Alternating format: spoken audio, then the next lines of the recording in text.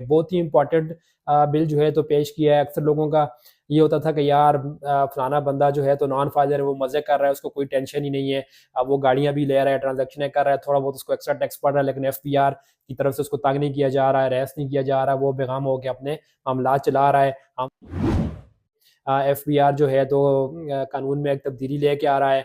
वो कानून अगर मंजूर हो जाता है तो एफबीआर के हाथ बहुत मजबूत हो जाएंगे, फिर नॉन फाइलर का बचना बहुत मुश्किल हो जाएगा।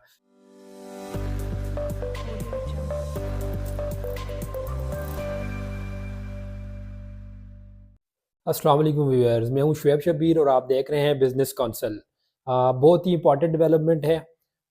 एफबीआर जो है तो एक नया कानून लेके आ रहा है, बल्कि लेके क्या आ रहा है, कानून असम्बली में पेश हो गया है, तो आने वाले 2-4 दिनों में वो मंजूर भी हो जाएगा। आपको पता ही है कि असम्बली में वही चीज़ जाती है जिसके पीछे सारी बैकग्राउंड में वर्किंग हुई होती है, और अब मौजूदा सिनेरियो में आप 100% समझें कि ये वाला बिल जो है तो मंजूर हो जाएगा।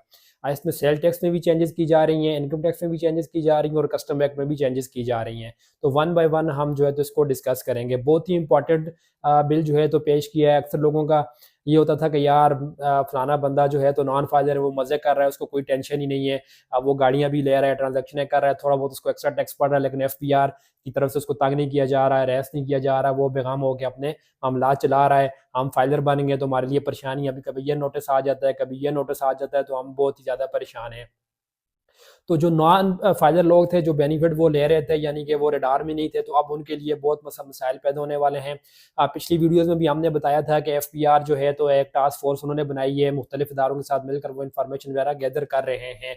तो उस इन्फॉर्मेशन के ऊपर वर्किंग करके अब यो अपना क्या कहते हैं कि अपने आप को मजबूत करने के लिए एफपीआर जो है तो कानून में एक तब्दीली लेके आ रहा है। वो कानून अगर मंजूर हो जाता है तो एफबीआर के हाथ बहुत मजबूत हो जाएंगे, फिर नॉन फाइलर का बचना बहुत मुश्किल हो जाएगा। डेवलपमेंट इसमें क्या है, क्या क्या चीज़ें हैं, मैं आपसे शेयर कर देता हूँ। सबसे पहले नॉन फाइलर के हवाले से बात कर लेते हैं। अब ये होगा जो बंदा नॉन फाइलर है, क्योंकि आपने पिछली वीडियो में भी आपको बताया था कि एफपीआर ने सारे इदारों से, एक्साइज से, टैक्सेशन से, क्या कहते हैं लैंड रजिस्ट्रार से ऑनलाइन डाटा है, उन्होंने सारी एक्सेस अपने पास ली हुई है। उस एक्सेस की बेस के ऊपर क्या करेंगे कि नॉन फाइलर अगर फर्ज करें कोई भी ट्रांजेक्शन करेगा तो वो एफबीआर के रडार में आ जाएगा। उसका मैकेनिज्म कुछ इस तरह से होगा। सबसे पहले स्टेज में क्या करेंगे कि नॉन फाइलर को जो है तो बैंक अकाउंट के ऊपर बार होगा उसका, वो अकाउंट ज़्यादा खोल नहीं सकेगा, अपना अकाउंट ज़्यादा चला नहीं सकेगा। अगर चलाएगा तो इन्फॉर्मेशन एफबीआर के पास एक चली जाएगी। वो हमने मैकेनिज्म बताया था आपको, किस मैकेनिज्म के थ्रू जो है तो इन्फॉर्मेशन एफबीआर के पास जाएगी। वो एक स्टेट बैंक की मदद से एक ऐप डेवलप की जाएगी, सॉफ्टवेयर डेवलप किया जाएगा, जिसकी एक्सेस डायरेक्ट एफबीआर के पास होगी। तो जैसे ही नॉन फाइलर के अकाउंट से ट्रांजैक्शन हिट होगी, वो एफपीआर को इंटीमेट हो जाएगी, और एफपीआर क्या करेगा, उस बंदे का अकाउंट ब्लॉक कर देगा। उसमें ये होगा अकाउंट अटैच करेगा, फ्रीज करेगा, उसमें से पैसे एफबीआर नहीं निकालेगा, लेकिन क्या करेगा, अकाउंट बंदे का अटैच कर देगा। फिर उस बंदे को कहा जाएगा कि आप अपनी रजिस्ट्रेशन करें, रजिस्ट्रेशन करने करके अपनी रिटर्न जमा कराएं। रिटर्न जमा कराने के बाद फिर जो है तो कमिश्नर उनको कह देगा कि जी, कमिश्नर की तरफ से एक लेटर चला जाएगा और उनका अकाउंट जो है तो अनफ्रीज हो जाएगा। इसी तरह अगर फर्ज करें कि एक बंदा है, वो रिटर्न वगैरह फाइल नहीं कर रहा, तो वो फिर इस तरह से पहले जिस तरह खुले अन्य बार ट्रांजेक्शन वगैरह करते थे, तो अब वो नहीं कर सकेंगे। फर्ज करें आपके पास कोई, मतलब आप एलिजिबल हैं इनकम टैक्स रिटर्न फाइल करने के लिए और आप नहीं फाइल कर रहे, तो फिर आपको सबसे पहले कमिश्नर की तरफ से चाहे ईमेल के थ्रू, मैसेज के थ्रू या डायरेक्ट नोटिस के थ्रू रजिस्ट्रेशन के लिए कहा जाएगा। अगर आप रजिस्ट्रेशन नहीं करेंगे तो वो अकाउंट आपका फ्रीज कर दिया जाएगा। फिर जिस वक्त तक आप रजिस्टर्ड हो गए, अपनी रिटर्न वगैरह फाइल करके नहीं देंगे, आपका अकाउंट जो उसी तरह फ्रीज ही रहेगा। इसी तरह जो नॉन फाइलर होगा वो 1000 सीसी या 700-800 सीसी से ऊपर गाड़ी नहीं खरीद सकेगा। इसी तरह से एक ख़ास वैल्यू एफपीआर की मुकर्रर करदा वैल्यू होगी, उससे ज़्यादा की वो प्रॉपर्टी ना खरीद सकेगा, ना ही बेच सकेगा। अगर वो इस तरह की एक्टिविटी करेगा तो उसको पहले एफपीआर के पास जाना पड़ेगा, वहाँ से जो है तो क्लियरेंस लेके आनी पड़ेगी, फिर वो इस तरह की एक्टिविटी कर सकेगा। यानी कि नॉन फाइलर जो मज़े से धड़ल्ले से कहते थे कि जी मैं तो नॉन फाइलर हूँ, मुझे कोई पूछते नहीं है, अब ये वाला सीन पाकिस्तान में होने वाला है क्लोज।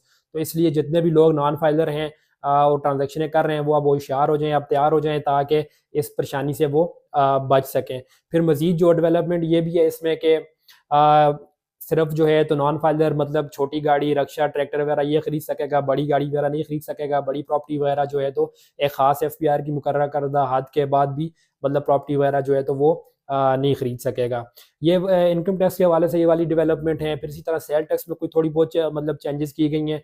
उसमें ये होता था कि जो क्रेडिट इनपुट हम एडजस्ट करते थे, उसको जो है तो उसके लिए एफबीआर एक मैकेनिज्म बनाएगा। एफबीआर को इख्तियार होगा कि किसको कितना जो है तो इनपुट वो अलाउ करता है। तो ये अगर ये वाला बिल मंजूर हो जाता है तो फिर जो क्या कहते हैं नॉन फाइल लोग हैं उनके लिए मसाइल पैदा हो सकते हैं। तो इसलिए इन मसाइल से बचने के लिए जो है तो अपने आप को फाइल करें। मज़ीद जब जैसे ही बिल अप्रूव हो जाएगा तो फिर मज़ीद हम तफसीली इसके ऊपर वीडियो बनाएंगे।